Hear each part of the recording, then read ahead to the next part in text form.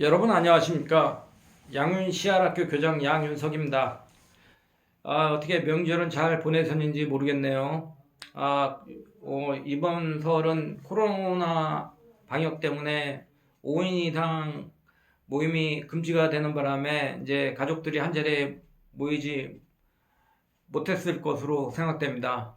저 역시 하루에 다 모이지 못하고 어제까지 이제 손님 친척들이 왔다 갔습니다. 그래서 이제 녹화도 못하고 그랬죠. 오늘은 공자의 도덕 정치와 문화 정치에 대해서 말씀을 드려보도록 하겠습니다. 공자의 인사상이 정치 사회적으로 실천되는 것을 다른 말로 하면 덕치론과 예치론이라고 할 수 있다. 즉 도덕 정치론과 문화 정치론이라고 할 수 있다. 공자는 형벌에 의한 법치를 반대하고 덕과 예에 의한 도덕 정치, 문화 정치를 주장한다. 그러니까는 옛부터 사람이 모여 살게 되면은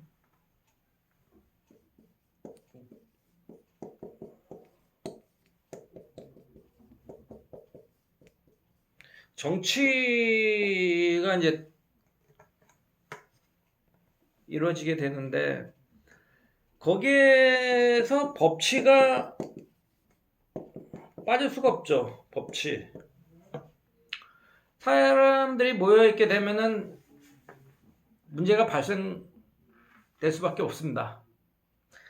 그건 법치라는 건 이제 어떤 형벌에 의해서 다스리는 거죠. 형벌. 그게 법치죠. 정치에서는 이제 법치를 빼놓을 수가 없다라는 거예요. 사람을 다스리는 데 있어서 법치라는 건 이제 형벌 통해서 다스리는 것이다. 근데 이제 이 공자라는 사람은 이거를 부정했다는 거죠. 법치론을 부정했다는 거예요. 법치론을. 그러니까 약간 이제 우리가 생각하는 정치론과는 다른 생각을 갖고 있었는데, 그럼 뭐냐? 공자라는 사람은 제가 공자를 말씀드릴 때 공자의 사상의 기본은 뭐라 그랬어요? 공자는 항상 이인을 생각하라 그랬죠. 사람과 사람에 모여있는 관계에는 인이다. 어지러야 된다는 거죠. 이 인이 확대된 게 이제 덕이고 이제 뭐 예인데, 그러니까 덕치와 예치를 강조했다는 거죠. 주장했다는 거죠. 덕치론과 예치론. 인이 확대된 덕치와 예치론을 주장했다는 거죠. 법치 대신에 이 법치 대신에 덕치와 예치를 주장했다는 거예요.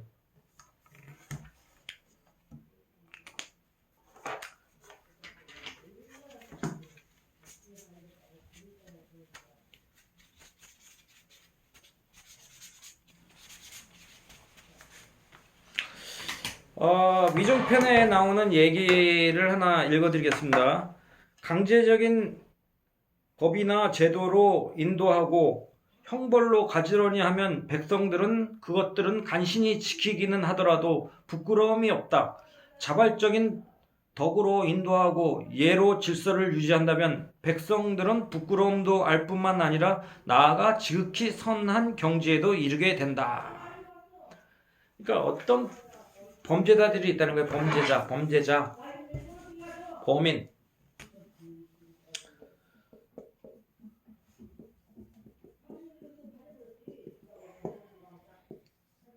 범죄자가 범인 아닙니까? 범인들. 이 사람들은 뭐예요? 이 사람들은 뭐 살인, 강도, 절도, 뭐 사기 이런 일을 저지르는 사람들이 범죄자예요. 범죄자. 살인, 절도, 사기, 강도 이런 범죄자들 이런 일을 저지르는 사람들이 범죄자들이란 말이에요. 근데 이런 절도나 강도로 본다 그러면 한 명이 저지르면은 그냥 절도예요. 절도나 강도예요. 강도. 한 명이 절도를 저지르면 절도, 한 명이 강도를 저지르면 강도. 근데 2명 이상이라면 그러면은 특수 절도, 특수 강도가 됩니다. 특수 절도 2명 이상이 되면 특수 절도, 특수 강도가 돼요. 2명 이상이면은. 근데 여기서 중요한 게 나타나죠. 그러니까 2명 이상이 된다 그러면은 주범과 종범이 있을 수 있겠죠. 그러니까 주범을 밝혀내는 게 중요합니다. 주범이 주도를 해서 이제 세웠으니까. 그러니까 종범은 그걸 따른 거죠. 근데 자기 의지의 완전한 발현이라고 할 수가 없죠. 종범은 주범이 이제 시켜서 한 거니까. 그러니까 주범은 이제 형벌이 세고 종범은 형벌이 좀 약합니다. 그런데 한 명 자기가 했다고 해보자고요. 한 명이 저질렀다는 거예요. 한 명이 강도나 절도를 저질렀다. 이 사람은 뭐 누구의 말도 듣지 않았어요. 이 사람들은요, 자기 의지에 의해서 했다는 게 자기 의지, 자기 마음의 방향성, 자기 심의 방향에 의해서, 방향성에 의해서, 자기 마음의 방향에 의해서, 자기 의지에 따라서. 그러니까 자기가 한 명이 절도를 저질렀다는, 강도나 절도를 저질렀다는 것은, 다시 말씀드립니다. 자기 의지, 이미 마음을 먹었어요. 자기 마음을 먹어서 마음의 방향성이 결정이 됐습니다. 마음의 방향이 뭘로요? 강도를 하겠다, 절도를 하겠다 하는 걸로 마음을 굳힌 거예요. 그렇게 마음을 굳혔다는 거는, 마음의 방향이 정했다는 것은 이 사람들은 계획적이고, 그리고 투지심이나 죄책감이 전혀 없다라는 거예요. 그러니까 자기의 죄나 그런 것이 정당하다고 생각하는 거예요. 이 사람들은 자기 입장에서는 굉장히 정당한 거예요. 그리고 잡혔다 그러면 그 재수 없어서 잡혔다, 어떻게 잘 도망갈 걸, 이렇게밖에 생각은 안 한다는 거예요. 그런데 공자는 이제 덕치나 예치로 한다 그러면은, 즉 도덕 정치나 문화 정치로 하면은 그 사람들을 선으로 마음을 바꿀 수 있을 것이라는 거죠. 반성을 하게 할 뿐만 아니라 그 사람의 마음을 악에서 선으로 바꿀 수 있다라는 거예요. 이게 중요하다는 거죠.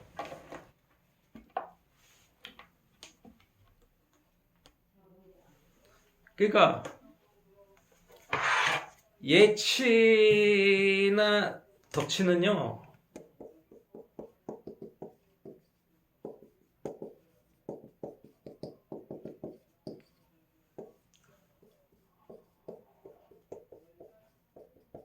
그 사람을 반성을 할 수 있게 해요. 그리고 악에서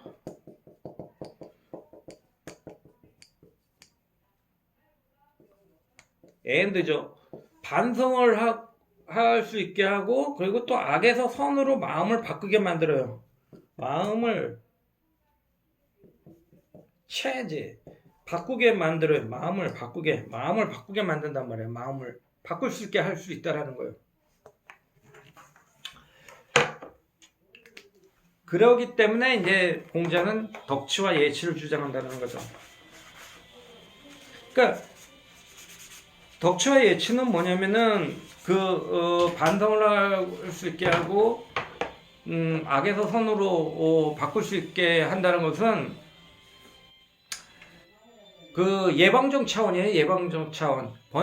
범죄가 일어난 이후에 뭐 처벌하는 것이 아니라, 범죄가 일어나기 전에, 일어나지 않게 마음을 바꾼다는 거예요. 마음의 방향을 바꾼다는 거예요. 이처럼 공자는 기본적으로 강제력에 의존하는 법이나 벌보다는 자발적인 자발성에 입각한 도덕과 그것이 외적 표현인 의례에 입각한 정치를 추구했다.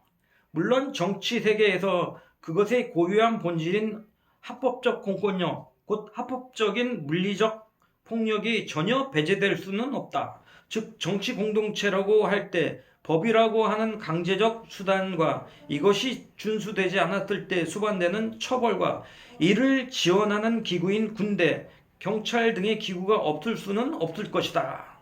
공자도 이것을 부정하는 것은 아니다. 그러니까 공자도 나라를 다스리는 데 있어서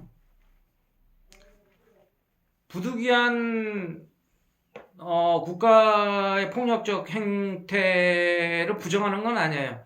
그 부득이한 폭력적 행태를 자행하는 검찰과 경찰의 존재를 부인하는 건 아니라는 거죠. 그 사람들이 있어야죠. 아주 심각한 나라의 사회 분위기가 악해지고 그런 풍조가 만연해지면은 그거를 다스리기 위해서는 검찰과 경찰의 역할이 절대적인 것이죠. 그렇지만은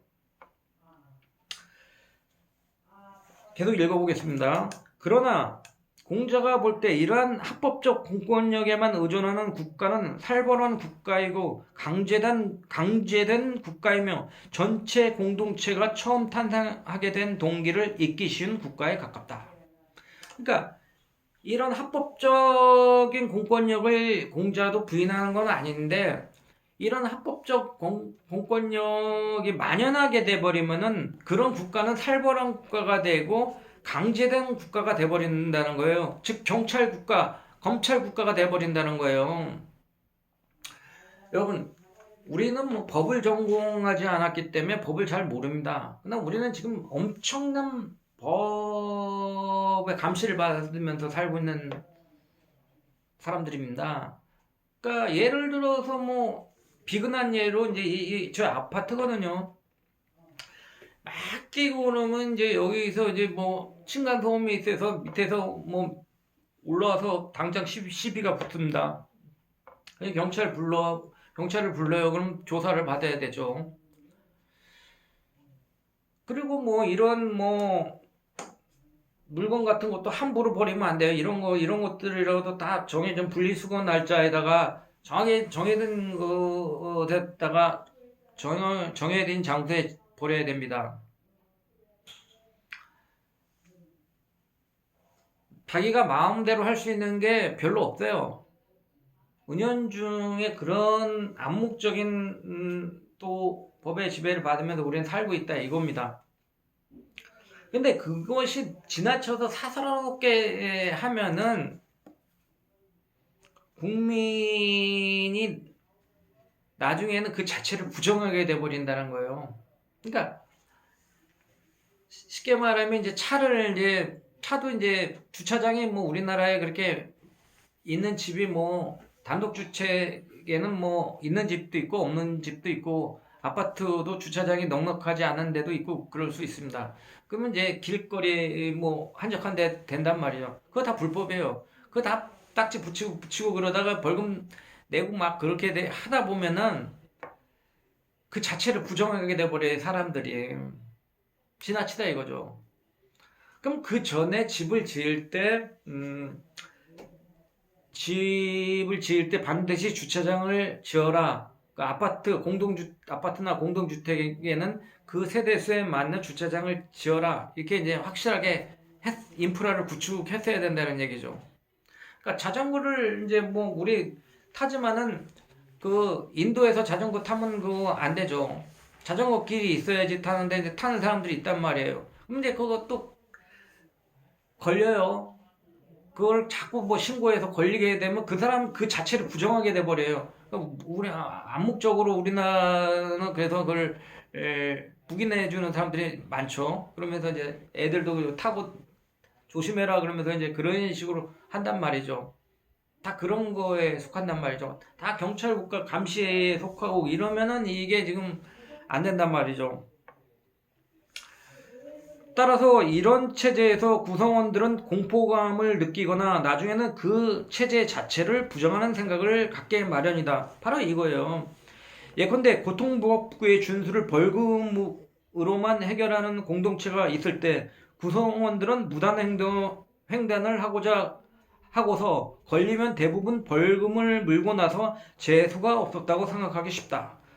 바로 이에 대한 대안으로 공자는 도덕 정치와 그 외의 외적 표현인 문화 정치를 들고 나온 것이다. 즉 교통 질서의 준수가 왜 필요한지는 스스로 체득할 때, 그래서 그 필요성 아래에서 교통 법규를 스스로 준수할 때, 그리고 서로 그것을 지키지 못했을 때 스스로 자신의 행위에 대해 도덕적 반성을 행할 줄 알 때 가장 이상적인 정치 공동체가 구현된다는 것이다.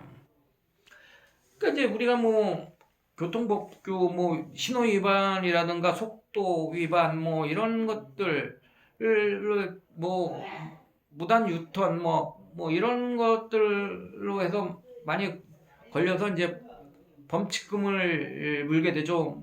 어떨 때는 이제 뭐 일방통행인데 그 반대로 또 주행을 하다가도 걸릴 수도 있고요. 그런데 범칙금만 내게 한다 그러면은 그 사람들은 재수가 없어서 걸렸네 그러고 다음에 또 할 거라는 거예요. 또 그런 뭐 바쁜 일이 발생되든지 그러면은 그러기 전에 그걸 예방하기 위해서 범칙금을 먼저 부과할 게 아니라 그 사람들을 만나서 그 사람들을 상담하는 요원들을 양성을 해서 한 3차례에 걸쳐 상담을 하라는 얘기죠. 그리고 다음부터 상담을 받고서 다음에 또 하면 그때 범칙금을 물리라는 얘기예요. 그러니까 뭐냐면은 지금 학교 스쿨존이에요. 그러니까 10km나 뭐 30km 정도로 달려야 된다는 거예요. 그런데 그걸 위반했어요. 그래서 이제 범칙금 물러야 돼요. 그럼 이제 그 사람 부르죠. 불러서 여기는 스쿨존인데 아이들은 우리나라의 미래 아닙니까? 당신도 자식이 있을 거 아닙니까? 어른 같으면요.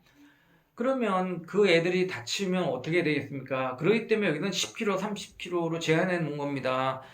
비록 답답하고 바쁘시더라도 그걸 지켜주셔야 되겠습니다.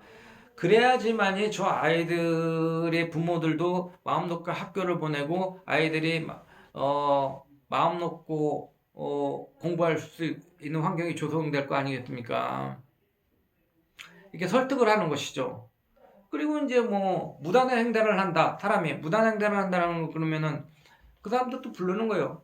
그 왜 무단을 횡단을 했습니까? 그럼 또 얘기를 하겠죠. 바쁜 일이 있어서. 아무리 바쁜 일이 있더라 한다 그래도 그 곳곳에 횡단번호가 있지 않습니까? 그 횡단보도를 통해서 이제 파란불이 있을 때 건너서 이용하십시오. 바쁜 일이 있다고 해서 무단한 횡단을 하다 보면은 당신에게 더 해가 많습니다. 그 차 많이 달리는 데를 지나가려고 하다 보면 겁도 나시겠죠. 정신적으로 많은 부작용이 생겼을 겁니다. 그 순간에. 그리고 그 운전하는 분들에게도 많은 충격을 던져줬을 겁니다. 그걸 생각을 하셔야죠. 하면서 이렇게 설명을 하는 거예요. 그래서 그 다음에 이제 설명을 듣고 나서도 안 되면 그 다음에 이제 범칙금을 부과하라는 얘기입니다. 공자의 이러한 도덕정치론은 공자의 이러한 도덕정치론과 문화정치론의 바탕에는 인간은 누구나 평등하게 태어났다는 도덕적 평등주의와 인간은 누구나 자신의 노력과 성취 여부에 의해 상향식 이동을 할 수 있다는 개방적인 사회관이 전제되어 있다. 공자는 기본적으로 극소수의 사람들을 제외하고는 누구나 본질적으로 비슷해질 수 있는 능력을 가지고 있다는 것을 전제로 한다. 그렇기 때문에 공자는 신분과 빈부의 차이에 구애받지 않고 개방적이고 평등한 교육관, 곧 유교 무류의 교육관을 가지고 있다. 그러니까는 여기에는 완전 두 가지 설명을 할 수 있을 것 같아요. 그러니까 뭐 경찰이나 검찰 뭐 이런 사람들이 이제 법치로 다스리는 건데 이제 이 사람들은 뭐 우리 일반 사람들하고 다르다고 생각하는 의식을 갖고 있죠. 그래서 우리가 너희들을 판단할 수 있다, 심판할 수 있다, 이제 이런 이제 특권의식을 가질 수가 있단 말이에요. 물론 우리가 그런 권력을 부여를 했어요. 그렇지만 그거를 뭐 만연하게 사용해서는 안 된다는 겁니다. 남용해서는 안 된다는 겁니다. 물론 아주 특이한 뭐 천재나 그런 사람들은 뭐 단번에 합격할 수 있겠지만 일반 서민들도 다 뭐 이런 뭐 책 암기하라고 해서 시간 주고서는 하루 종일 암기하게 시키면요, 그 사람들도 다 합격합니다. 다 비슷해요. 사람 다 비슷한 머리를 갖고 있단 말이에요. 시간과 돈의 차이에 의해서, 시간과 노력의 차이에 의해서 결정날 뿐이에요. 노력은 안 했을 뿐이죠. 물론 그거 자기 탓이라고 할 수 있습니다. 그렇지만은 정상적인 탁월을 하고 그럴 인간이라 그러면 차이가 없다라는 거죠. 그런 거 하나. 그렇기 때문에 뭐 다른 사람들을 심판하려고 우선 하지 말라는 거, 그런 거 하고, 그 다음에 유교 무류라고 공자의 유명한 얘기가 있죠.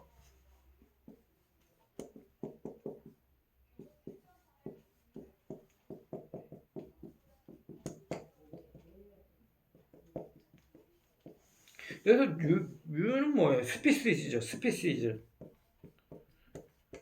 종이죠, 종.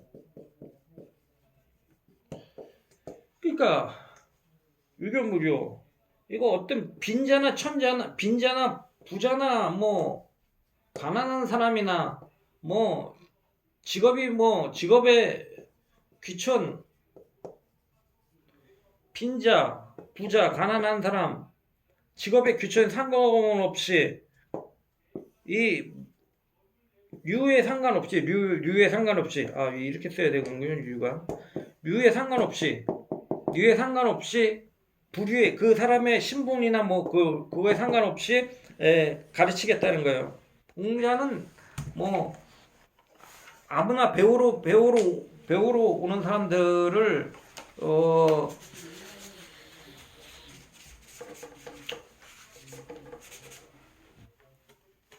차별하지 않았어요. 유교무료. 이게 중요합니다. 유교무료.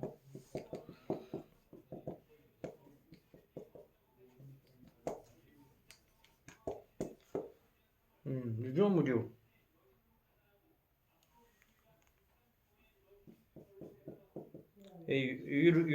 유자를 잘못 썼네요. 아까 이건 이제 이렇게 쓰면은 숫자가 되죠. 이건 숫자가 되는데, 이건 유자는 이제 이게 아니죠. 유교무료, 스피시즈.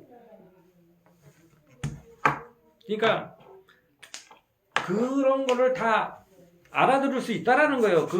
아무 가난한 사람이나 뭐 부자가 아니더라도 천한 일을 하는 사람도 말할 길을 알아들을 수 있으니까 덕치가 예치가 가능하다는 거예요. 그러니까 그 사람들에게도 충분히 교육을 통해서 그 사람들을 반성하게 하고 악에서 선으로 갈 수 있게 할 수 있다라는 거예요. 마음을 변할 수 있게 할 수 있다라는 겁니다. 그리고 평민 출신이라도 호학하는 자세와 그 결과에 따라 도덕성과 능력만 구비되었다면 당연히 그 그릇에 맞는 지위에 진입해야 한다는 주장을 역설했다. 이는 봉건적 신문사회인 당시로서는 구조의 틀 자체를 근본적으로 재구성하는 매우 획기적인 발상이었다. 그러니까는 평민 출신도, 그러니까 뭐 판사, 검사 뭐 이런 사람들, 뭐 판사, 검사, 변호사. 옛날에는 뭐 사법고시가 있었죠. 사법고시. 요새는 뭐 로스쿨로 이제 되죠. 옛날 판검사 되면 사법고시 쳐서 됐고 로스쿨로 이제 요새는 뽑는단 말이죠. 근데 로스쿨 뭐 학비가 비싸요. 학비가 굉장히 비싸죠. 근데 평민도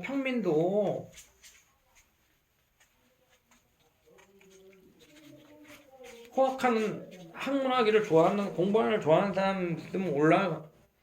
평민도 즉 CR로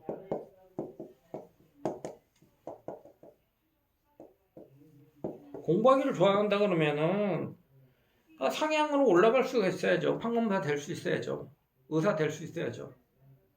그런 사회를 꿈꿨다는 거예요. 그런 공무원적 그 계급 사회에서도 말씀드렸지 않습니까? 공무원 사회에서도. 근데 철저한 계급 사회이기 때문에 그때는 그게 안 됐었죠.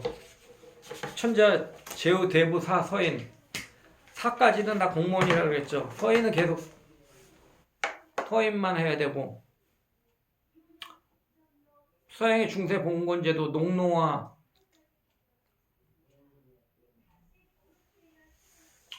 영주는 계속 영주해야 되고 농노는 계속 농노해야 되고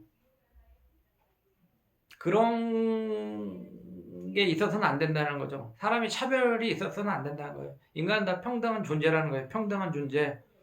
대부분의 능력의 차이가 그렇게 많지 않습니다. 특수한 몇 명을 제외하고는 다 비슷하다는 거예요. 다 비슷하다.